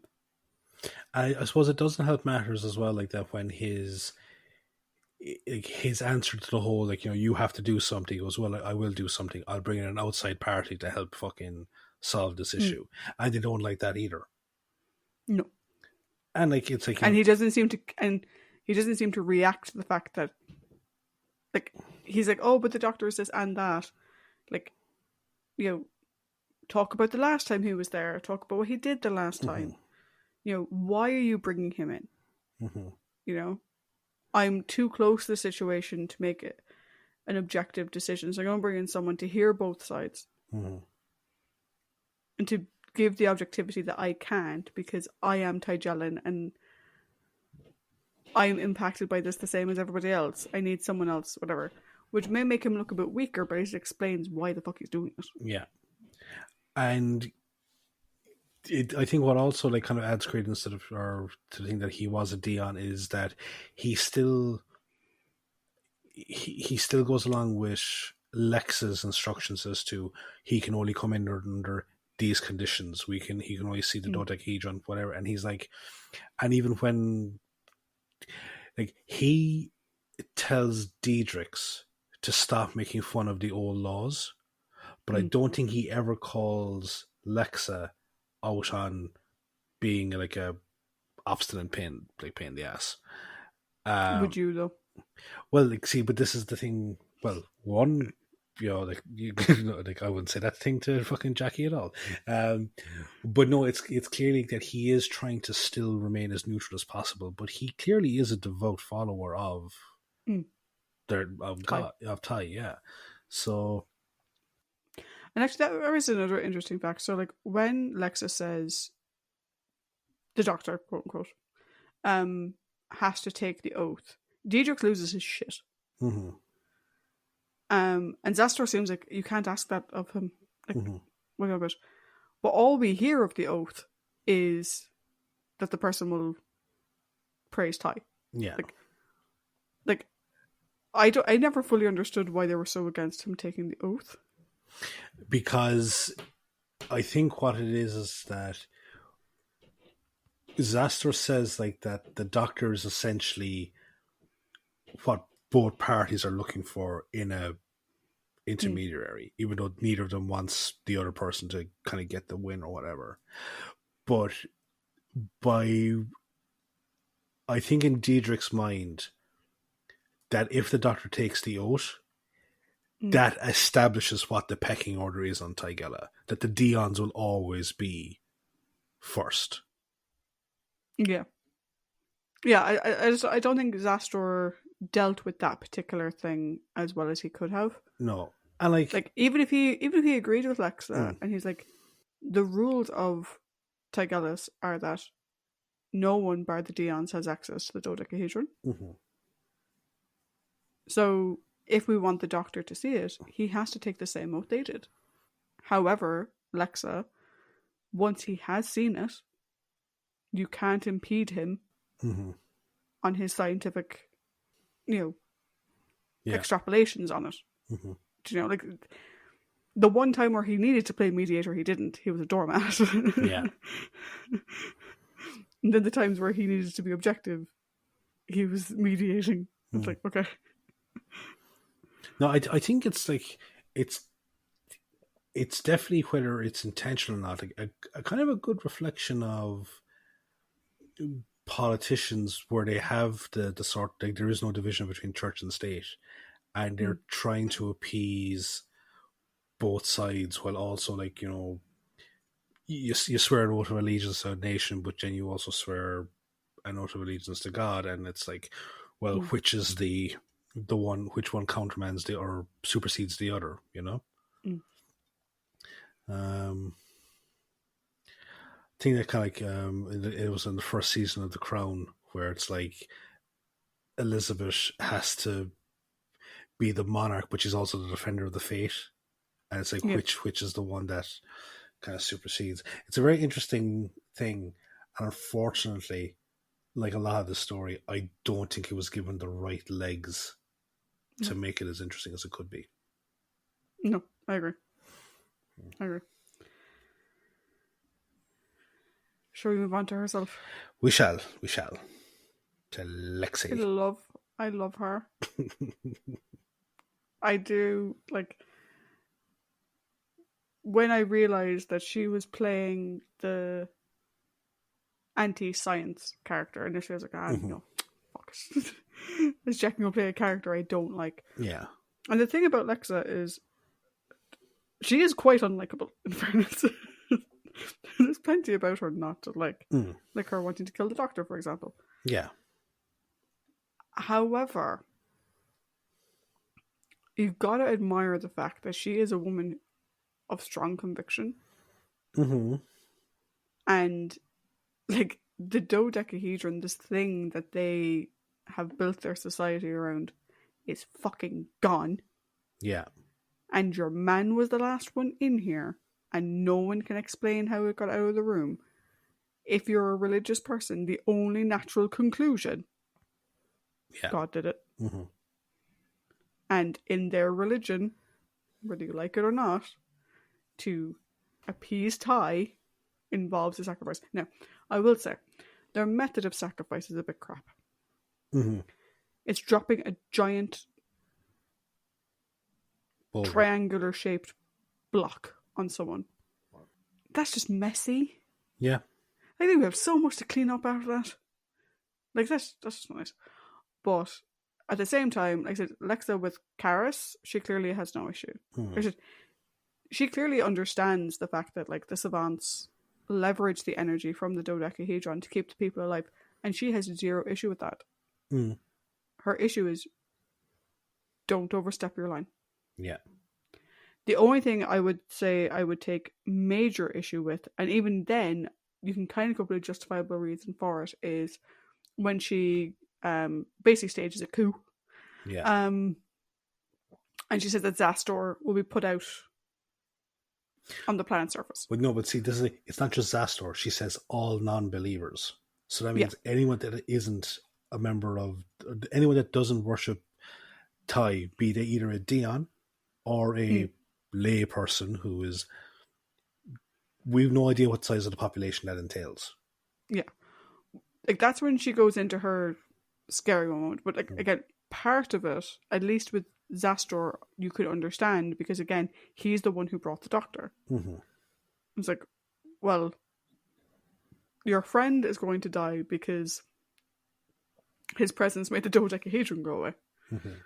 And you're going to die because it's your fault. Yeah. He's your friend. Fuck off. Does that make her a nice person? No. Does it make her interesting? Yes. Is she the most interesting character in this fucking story? I would also say yes. She's the one you want to hear what she's going to say. And that isn't just because she's played by Jackie. Yeah. Though Jackie does certainly help. Also, her hair is ridiculously long. Mm-hmm. And I love it. I'm here for it for days. My biggest issue with the character of Lexa is her death. Mm-hmm. And the complete lack of reaction to it. Now, you could say, but Trish, she was a bitch, and she condemned all these people to die on the surface. Fine. Fair enough. But once she heard what actually happened, she wasn't, like, she released the doctor. She wasn't going through with that plan anymore. She was like, okay, you have presented me with an alternative and with someone who we have never seen before as backup to your story. Cool. What are we going to do now? Do you know, like, she went off the fucking deep end for a second, but she came back, and when she dies in complete self-sacrifice for a woman she met 5 minutes ago and has had one conversation with, kind of. They were both in the same room. And she jumps in front of her to save her life. And everyone just fucking stands there. Nobody takes care of her. Nobody, not Zastor, not Diedrichs, not Karis, not one of her guards, no one. And I find that incredibly sad. Like I said, if that was Kai Wynn, yeah, fuck it, leave her there to rot. But she's not Kai Wynn. She's nowhere near as bad as Kai Wynn. No. And yeah, part of me is indignant because she is played by Jackie, and Jackie did an amazing job. Like, she really did. She was so good.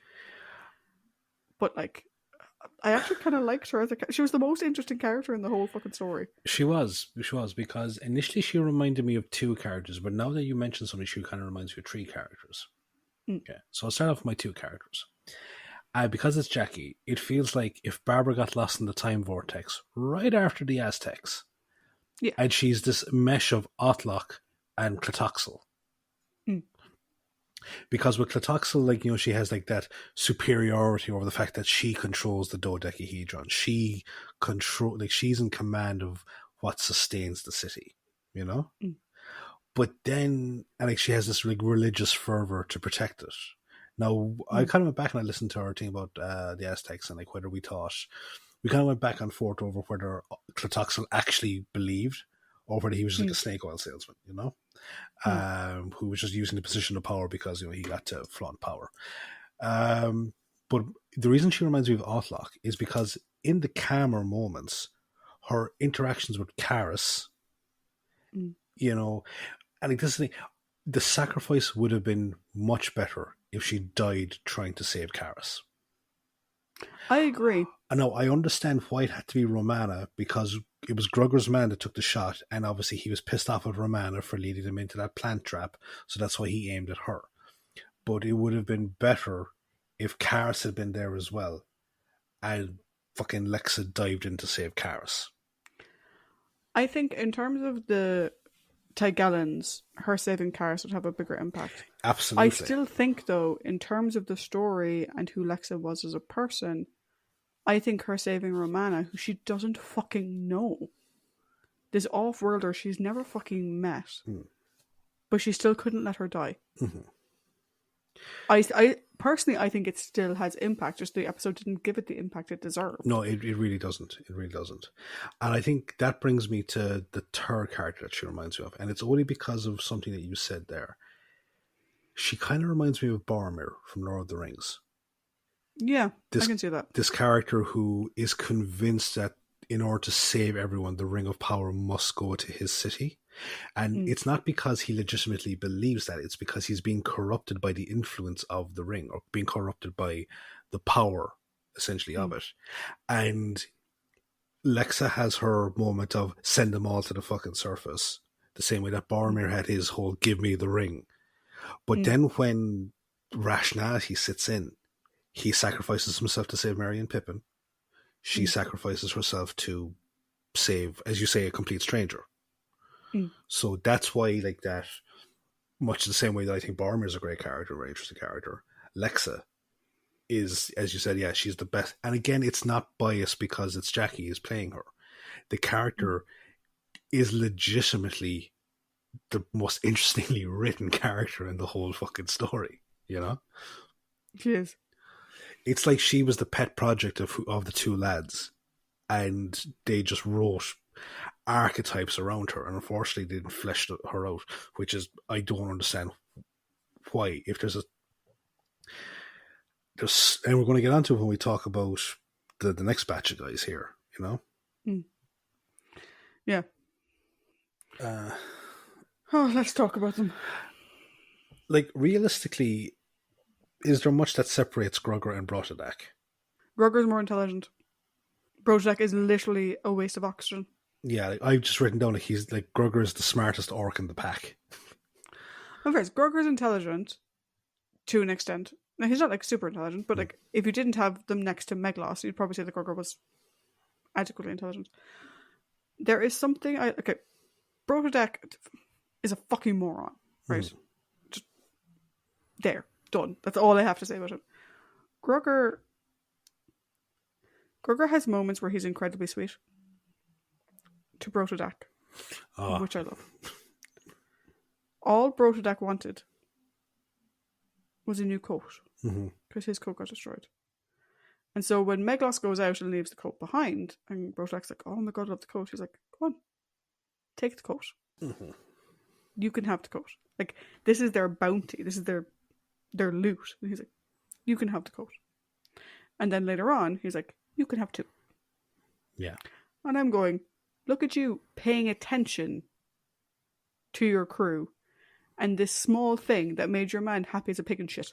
Because he had a cool new coat and now he's got two of them. Fucking loving life. And I kind of like the fact that Grugger kept a note of that and he paid attention to that. And he never calls Brotadak an idiot or anything like that. Like, he doesn't, even though Brotadak clearly is. Yeah. Do you know? And he's like, hey, if we want to get out of here, are you going to close the door? Oh shit, yeah. It's like, he's never cruel to his crew, which as like a sort of pirate captain, you think he would be. Mm-hmm. The entire Grugger, Brotadak, and their crew is an entire waste of script. Mm-hmm. You could have cut them from the entire thing. It would have been fine. They wasted valuable time that could have been spent developing the Tigellan characters. But, like I said, Grugger did have his odd moment or two of, no. Here you go, Brotadak. Go be happy. Yeah, like Grugger is that he's just the smartest one in the bunch. That's about it. And if he's not the smartest one, he's able to bullshit the best. Because when Romana says, "Oh, the anti-clockwise rotation," yes, haha, very funny. I fell for it. But next, like, what does that mean? He goes, "Oh, reverse clock turning," just to sound fucking smart. The one interesting thing about Brotadak, right, and it's a hill that I'm probably going to fucking plant my flag and die on. It's coming from John Nathan Turner's mission statement of I want to get away from the comedy, the silly scripts. And it's like, okay, and Christopher Bymead said the exact same thing. Brotadak. Where the fuck did Brotadak come from? Yeah, exactly. He's a huge discrepancy between that mission statement and what we're seeing in the finished product. And this is the thing now, right? Is that last week we said that Bymead hadn't come on yet as script editor. And so, there was, and John Nathan Turner was probably too busy fucking. I'm the producer now. I get to do all this type of stuff. But now that the script editor is there, and he read the script because he said it clearly, Lance, there's gaps here that need to be filled out. Why did he let this pass if the mission statement is less silliness? Because Brotadak is nothing but a comic relief character. I will say one thing, all right?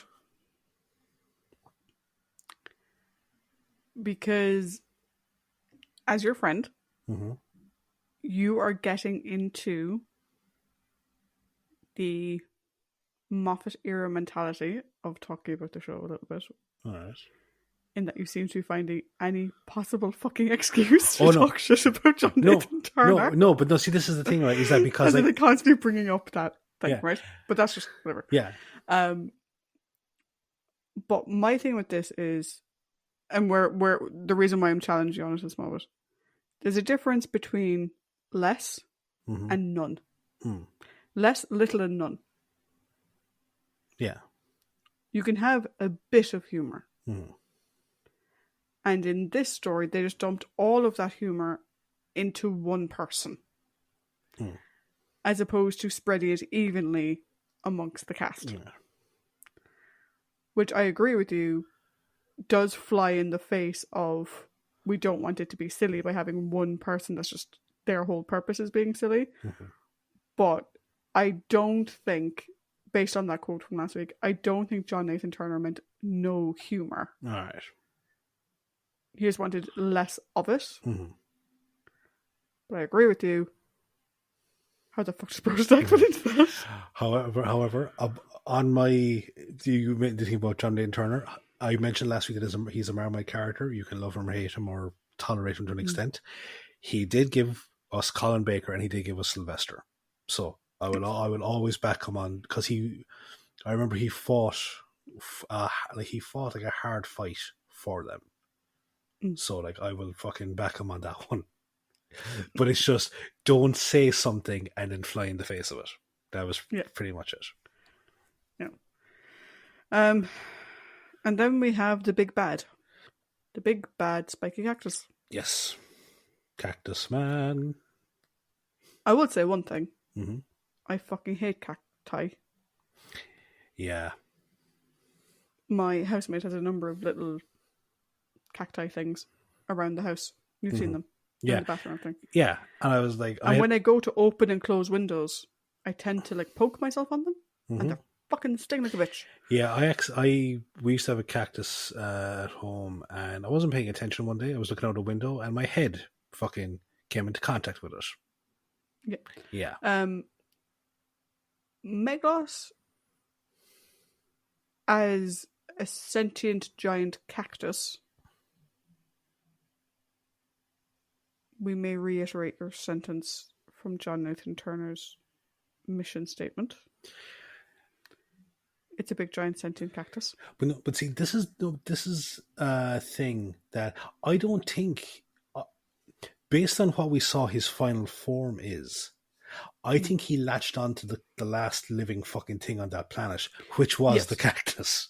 Yes, but the fact that he's presented initially as a big giant cactus. Because clearly at one point this fucker had hands. Yes. Otherwise, how did he design the console and why design it with switches? Mm-hmm. Meglos as a character, I think, is really interesting. But I think is not given enough room to breathe. No, absolutely the idea that like the form that Meglos takes is dictated by his previous forms, so the cactus still coming out if he's been in the form for too long. But also the fact that like, so he merges his essence in a way with the Earthling's body. But we see him projected on the Earthling in the form of the spiky face and the spiky hands. When he then changes to look like Tom, he's just changing the face. He is still that Earthling body underneath. And I did find it really interesting that the Earthling can fight back. Yeah. And I think the effect they used for that was fucking brilliant. It's your man trying to tear himself out of this facade of the Doctor, which I thought was very, very good. Yeah. Best effect of the whole story, I think. Yeah. And like I said, I really liked the Doctor versus Meglos in their scene together with the two of them. Now, in saying that, the fact that Meglos didn't put a system in place where they could identify that he was Meglos and not the Doctor is stupid. The fact that he kept leaving Grugger and Brochtek alone in the ship is stupid. And the fact that he was captured by his own, quote unquote, his own men and put in prison is stupid. Like, his whole plan of use the dodecahedron to do what he wanted to do makes perfect sense. Even just that, I love the fact that he gave Grugger, like, hey, you get to destroy a planet of your choice. Pick one. Here is my prize to you. Thank you for saving my life. Off you go. But I think too much time was spent on Grugger and Brochtek and the rest of them. That, like, we don't get... Here's what I wanted, right? I wanted a face-off, per se, between Meglos and Lexa, where he's like, everything you believe is wrong. Yeah. We sent that rock ages ago to gather energy for our purpose. And you, Diedrichs, and all these experiments you want to do, you're a worm when it comes. You call yourself savant. You're a moron. You know, I would have loved to have seen Meglos versus Lexa primarily, but then also targeting Diedrichs and Karis and Zastor as well, because they never actually interact with him as himself. Yeah. Karis does a bit, but she doesn't know that. For a lot of it. So like that, I think was missing. I think had we gotten that and gotten less of Grugger, or even have Grugger be on his own. Do you have him be like a Han Solo type? Do you by himself, who was hired to do the job, and he can serve to get Meglos from A to B? You don't even need to have him hire someone. Just have him be like a fucking intergalactic tomb robber. And he comes across Meglos, and Meglos goes, haha, at last. Yeah. Well, because he needs the Earthling, so. I just think he needed a corporeal form.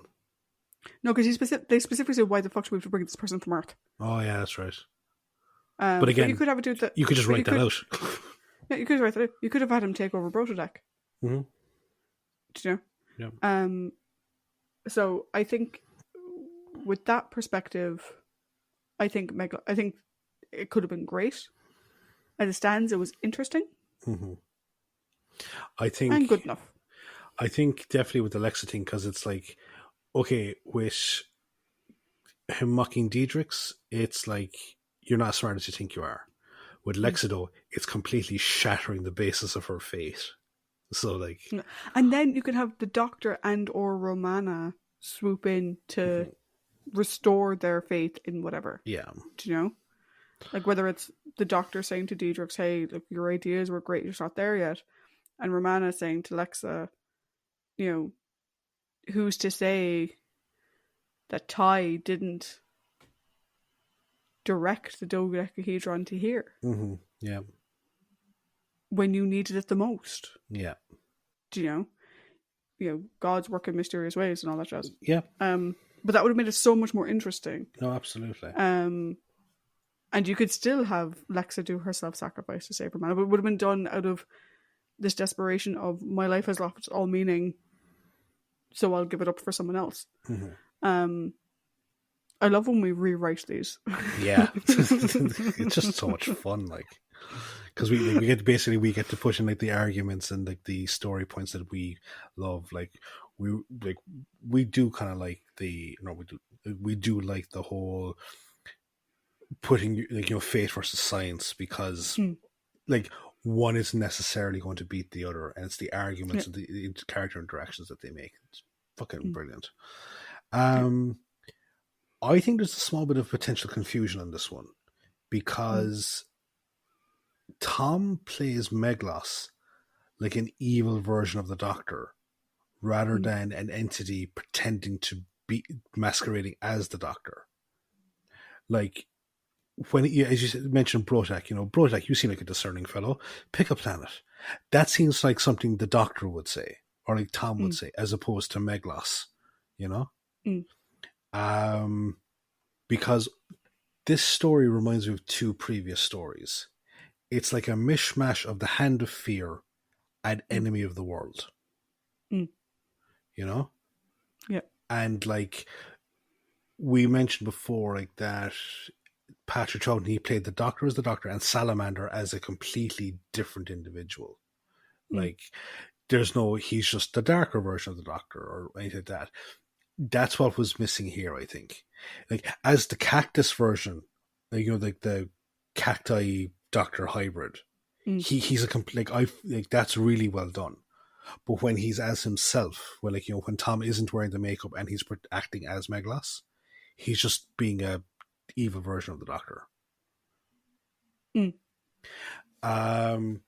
But I think he is an interesting character, and there's this air of mystery around him, and we'll get into it in a while. But it's like he's vastly intelligent, really is. He is. I don't know whether he's meant to have hypnotic abilities or if he's just like so entrancing, because when Karis sees him and he's gone back to Quill face, like she's mesmerized by him, and like you can see him trying to grasp onto that by like convincing him, you have to let me out, you have to help me escape. And it's almost like she's in a drunken haze, like where she's like, I kind of do, but at the same time I know I shouldn't. And like that's, I think, part of the character's mystique.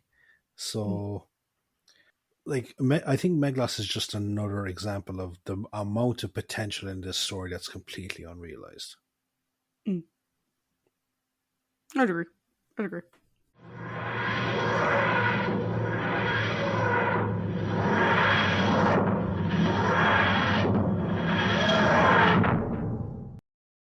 So we have come to the overall section where myself and Trish will each give the story a score of 5. So as you had led us into the character discussion, you get to give us your overall score first. Okay. You said that this story in a way reminded you of Hand of Fear and Enemy of the World. This story reminded me of The Chase. We have a Doctor Doppelganger and a killer forest. But we don't have Look Behind You, Mr. Dracula. No, we don't. Okay. It reminds me of Yeah. The mechanoid planet. No, in the chase. I know. There we go. We'll be a bit more fucking specific. I was actually only thinking about Look Behind You, Mr. Dracula last week. Because we literally have two repeats of the same thing. Mm-hmm. We have the companion getting caught in a killer forest. I will say, I think the black and white version was more effective, personally. Mm-hmm. And we also have this doppelganger of the Doctor. Now, I think the doppelganger Doctor worked differently in the chase because he was interacting with our companions. We don't actually have Meglos Doctor interact with Romana at any point. Yeah. Which I think is a miss. I think could you cut the fucking Grugger and Brotadak bits and have Romana get into the city before the Doctor, have her find her way there first, and so she's interacting with this other version, I think would have been way more interesting. Yeah, oh, definitely. So there's that. And of course, it has Jackie in it. For me, the story, like we got to the end, and I was like, is it over? Not in the sense of, oh my god, that was so good, it can't believe it's over, but in the sense of like, I think it was like episode 2, or maybe it was episode 3. I was like, that felt like it was 15 minutes. Like, nothing happened. Like, nothing happened in this story. It takes so long for anything to happen. And it's all crammed into episode 4. Yeah. And it's like, okay, you know, some core... Okay, so things I liked. Meglos as a concept. Tom's portrayal of Meglos. I'll talk a little bit in a second about the Dark Doctor, but Lexa, everything about her, and the concept of the people of Tigella and how they work. I think that's all great. Because it's actually a more advanced version of what we saw in Face of Evil. Yeah. Where they were, again, two separate things, but they were separate. They were, these are people living together. I wasn't seeing all of that. Get rid of the fucking pirates, for love of God. They waste way too much time. Romana getting trapped in the jungle wasted loads of time. And it was just filler. The whole bit was filler. It didn't drive the plot in any fucking conceivable way. Other than to get Grugger to the city. And he could have just gone there on his own. It's been over an hour. I'm going to go find him. Get rid of all that. Give our main characters time to grow and breathe. Like, here's a suggestion. Don't fucking introduce Meglos at all until we see the Doctor trapped and Romana trapped in the time loop, and at the same time we see the Doctor turning up at the door. So we don't know what's happening. How is he there? And he's there as well. I think give it suspense. So we don't know that he's a doppelganger. Do you know? I think that would have worked a lot better. Have someone react to Lex's death, for the love of Christ. Like, can you imagine? You're filming the scene of Jackie just lying on the floor and people just walking around her. I'm like, do something with it. In terms of a score, though, I'm really struggling because Jackie's performance was amazing. And what did I say last week? We were finishing last week. We were like, oh, next week we're going to... I was like, don't be shit. Don't be shit. Don't be shit. Don't be shit. So it was like, Jackie just had it at a 5. Because, I mean, like I said, I don't mean just to bang on her. Her performance was amazing. She was fucking brilliant. She was fantastic. So Jackie's presence, it was starting at a 5 and had points to lose. Yeah. And then I started fucking losing them. I'm like, holy shit, no. We made the same joke for the 3 Doctors. You know, it had built it, so it started off as a 5. I had the thing of like, I don't want, like, there's bits of the story I like. I like the concept. I like what. Just cut the pirates. Cut the pirates, but it all made more sense. I don't know. I've been going back and forth on this since last night, and I don't know. Okay. I'm torn. I'll give you an idea of where I am at. Okay. I am struggling to give a story that has that performance from Jackie less than a 3. On the other hand, the Doctor did nothing, Romana did nothing, the pirates went on for fucking ages, K9 did nothing. And it was over way too quickly, and it was really badly paced and was really poorly written, which would put it down in the 2 to 2.5 range. I don't know. What did you give it? Okay. Actually, before I give my score, question: What do you think of the concept of Meglos actually possessing the Doctor, so from the start, not as a sort of a body switch, but just from the start? That would have worked. I think that would have worked well. Mm-hmm. Like, I don't mind the doppelganger approach. Mm-hmm. I don't mind him being like being a projection. Mm-hmm. It just doesn't make sense Mm-hmm. in this context, because he needed the Earthling body to embody him, but then he can change to look like wherever he wants. That doesn't make sense. Meglos, in a way, the concept of Meglos, it reminds me of a Denzel Washington movie called The Fallen. It's about this demon that is like a serial killer, but it hops from person to person simply by touch, you know? Mm. And it's like, I think at any given stage in the movie, you're like going, like, is he the demon? Is he actually talking to it? It was, from memory, it was really, really good. I haven't seen it now in ages, so I have to give it a proper look-see again. But I'm like you. I initially didn't know how to feel after I finished watching this story. And even after, like, I had time last night, so I fucking rewatched it again, speed rewatch. Mm. And I was like, it has this air of mystery about it. And I don't know whether that was always the intention, or is it the air of mystery is simply there because of the bad writing. Like, we have no idea. We know that Meglos's people effectively destroyed themselves, like did an Eldrad on it, because they didn't want him to have his big giant death laser. That is essentially like Starkiller base when you fucking look at it, because the effect of, like, when it starts drawing this power, oh wait, everything goes dark. So it was like, okay, why did they do that? Because what is Meglos's motivation? Because the Doctor even asks at the end, like, he said, what's this burning desire? And he just says burning repeatedly. But I was like, is that a hint to a reason why Zolfa-Thura is the way it is? Or is it because you can smell the door burning because K9 is coming through now? I think it was smelling the door burning. Yeah. I think there's no motivation there. There's also, as I said, I actually think Diedrich's is a bigger waste than Grugger and the Pirates.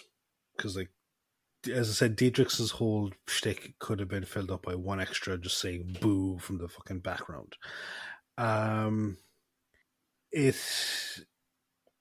I think I completely agree. Like Jacqueline looked like she was having a great time with it. Whatever her, the anecdotes are, like, she gave it welly, like she really did, and she, by doing that, created the most interesting character in the story. And I'm kind of wondering now, is my score that I have, is it attributed to our discussion about it, or the actual story itself? Okay.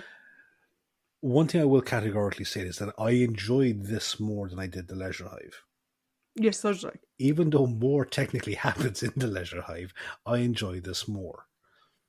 And I think it comes down to certain aspects of it, which is Jackie's performance, Tom's performance as the cactus Meglos, and the struggle between him and his human body.